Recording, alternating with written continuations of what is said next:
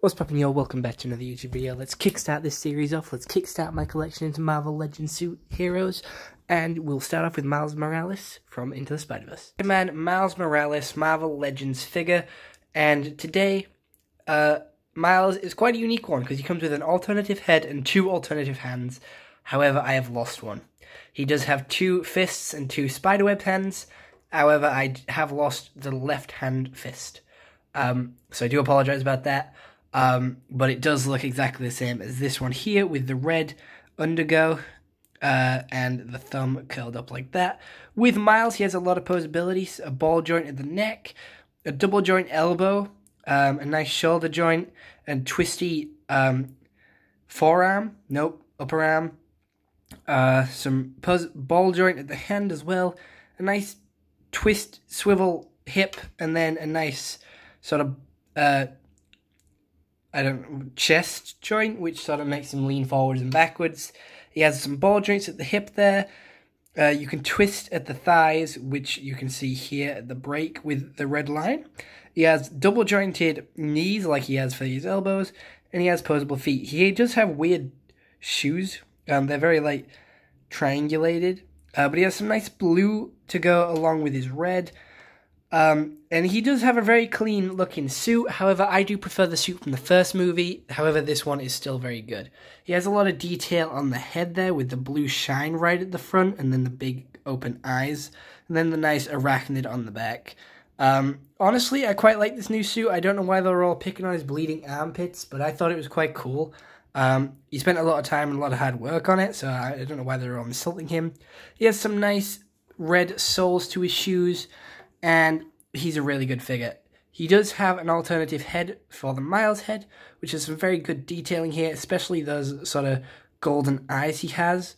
And I will be showing you the alternative head look as well. You can pull out the arms and replace them. They are just pin connected in with a little bump so then they don't fall out. However, if you use these too much, they will obviously wear down and wear away. I am going to be starting a series on how to fix these problems with these action figures because I stopped getting action figures for a while like this because they would keep getting loose joints.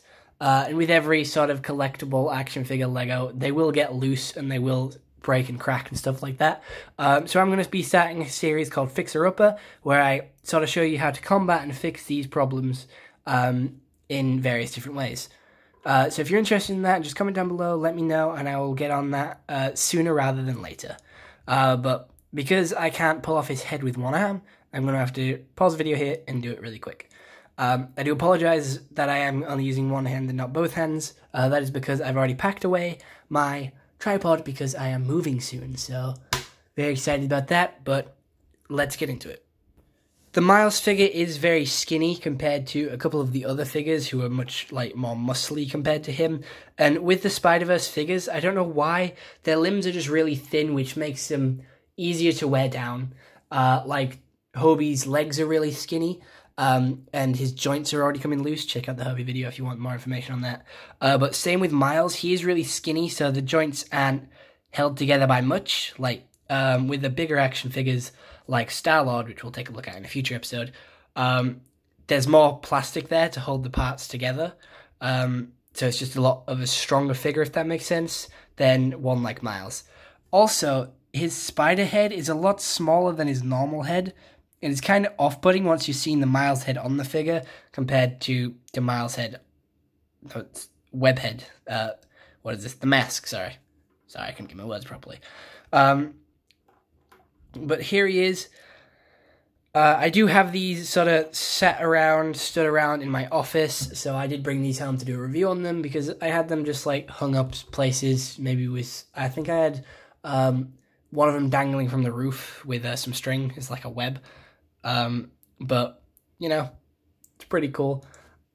I have seen the movie twice, so I do recommend you go watch it. It is an absolutely amazing movie. Miles has such a good story in it. And the ending is a very good ending. It's a very good twist ending, and it's very cool. And I want a figure of the surprise character at the end. Because, you know, spoilers coming up now, so you have been warned. Please click off now if you don't want to be spoiled. 3, 2, 1, Prowler Miles. Prowler Miles has such a good design, and I want him as a figure. He's so cool, and I understand why they didn't make him as a figure because it's a huge spoiler. But for the second movie, I hope they do make him as a figure because his design is so cool. I like his sort of robotic mask that he has, other than the hood that that his Uncle Prowler had. It's just so cool, and I don't know, it's just a really unique sort of take on the character, which I quite like. But Miles had a really good story. He was really excited, and then he got betrayed, and it really affected him, the betrayal, which is really upsetting because his closest friends betrayed him, and that's an awful feeling. But other than that, I hope you enjoyed. See you all next one. I'm not going to give too much away of the movie because I want you to go watch it yourself, but other than that, bye-bye.